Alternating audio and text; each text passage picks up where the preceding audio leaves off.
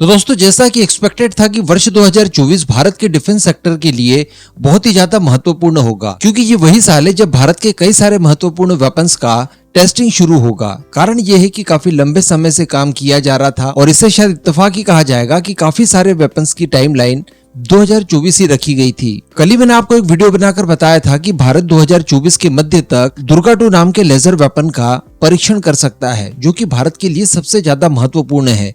इसके अलावा वर्ष 2024 में ही ब्रह्मोस NG का भी परीक्षण होगा, अस्त्रा मार्क 3 का भी परीक्षण होगा। लेकिन इसी बीच एक और मिसाइल का नाम था जिसको लेकर प्रतीक्षाएं काफी लंबे समय से की जा रही थी, और ये कोई और नहीं बल्कि रुद्रम फैमिली की रुद्रम 3 मिसाइल होगी। और ये मिसाइल आ जाने के बाद हम सभी जानते हैं कि भारत की जो कैपेबिलिटीज है उसमें कई गुना ज्यादा बढ़ोतरी हो जाएगी। Anti radiation missile Rudram family की ये तीसरी मिसाइल होगी, जहां पर पहली मिसाइल की रेंज 200 किलोमीटर के आसपास, दूसरी मिसाइल की रेंज 350 किलोमीटर के आसपास, तो वहीं पर जो तीसरी मिसाइल है उसकी रेंज 500 से 600 किलोमीटर के आसपास बताई जाती है। अब इस मिसाइल के डेवलपमेंट का सारा काम ऑलमोस्ट कंप्लीट हो चुका है, केवल इसके परीक्षण बाकी है।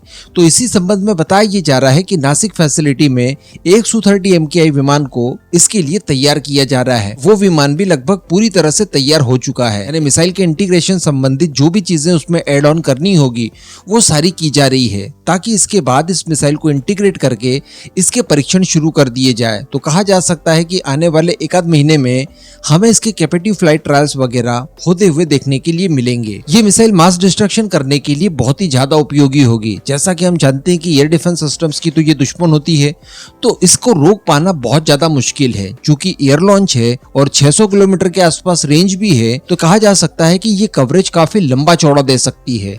दुश्मन के किसी भी डिफेंस सिस्टम से हमारा फाइटर जेट काफी सेफ डिस्टेंस मेंटेन करके भी इसे फायर कर सकता है। अब इसकी कुछ कैपेबिलिटीज की बात की जाए तो इसके अंदर 300 से लेकर 400 किलो तक का वॉरहेड आता है। इसके वजन की बात की जाए तो 1.6 टन के आसपास इसका वेट बताया जाता है। इसी के साथ साथ आप इसे 11 किलोमीटर की ऊंचाई से लॉन्च कर सकते हैं। जब आप इसे लॉन्च करेंगे तो इसकी स्पीड सबसोनिक होगी और ये आपको 0.9 मैक के लगभग की स्पीड देगी, यानी लगभग हमारी निर्भय मिसाइल जितनी। लेकिन जब ये अपनी टर्मिनल फेज में पहुंचेगी उस समय इसकी स्पीड हो जाएगी 5.5 मैक, यानी हाइपरसोनिक अटैक के लिए आप इस मिसाइल का इस्तेमाल कर सकते हैं। दुश्मनों के रडार सिस्टम हो गए, उनके हाई वैल्यू टारगेट्स हो गए, उनके मिलिट्री इंस्टॉलेशंस वगैरह हो गए, उनके रनवे वगैरह, बंकर्स, इन सभी के ऊपर आप एक ऐसा हमला करने में सक्षम हो जाएंगे इस मिसाइल के बाद कि वहां पर बच पाना फिर असंभव होगा दुश्मनों के लिए। अब रुद्रम 1 और रुद्रम 2 तो पहले से ही अपनी पावर दिखा चुकी है, उनके टेस्ट वगैरह हो चुके हैं, कुछ और बाकी होंगे तो वो समय समय पर कर लिए जाएंगे। लेकिन रुद्रम 3 का भी आ जाना ये भारत की ताकत को कई गुना ज्यादा अपग्रेड कर देगा।